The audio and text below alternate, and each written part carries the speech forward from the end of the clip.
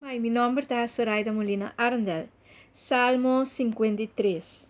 Maldad y corrupción reina turca minda. Gente bobo te bisa de na mes. Ay no tin Dios. Cosma osi terrible nang tahasi. Ningún un tahasi bom. Deus te mira abau for di cielo riba yunan di gente. Paweta si tin kutin sinti e kuta busca Deus. Pero tur aque mal caminda. Tura danha pareu.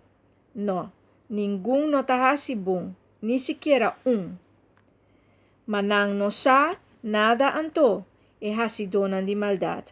Kuta come mi pueblo vivo como si fuera tapang, e ku nunca nota reza na Dios. Te ora kunan tembla di susto sin motivo, pa sobra Dios ta plama wesunan di esnang, kuta sera boadeng, combo ta brongo sanang, pa sobra Dios ta rechazanan. Mare salvación de Israel por vini de Sion. Ora Dios cambia suerte de su pueblo, Jacob lo queda contento. Israel lo está de fiesta. Salmo 53 é um salmo que nos turta angela para Deus por cambia nos suerte. Deus te son que tem autoridade e poder para cambiar suerte de cada persona. E tapesei é importantíssimo para nós por estar em sua presença, nos ancra em sua presença para assim e por cambia.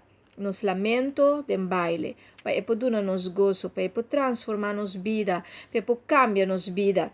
Anto ora que nós está den e transformação aqui, e processo de transformar, vira algo outro, vira outro gente, gente novo, gente maneira e imagem e semelhança de Deus, nós está de fiesta, nós está sentindo-nos contento, nós está sentindo-nos feliz e nós está goza. E tapesei é importante para o passar o processo aqui de cambio de maneira de estar para outra maneira de estar, pero para o virar o meu gente. Enjoy the journey.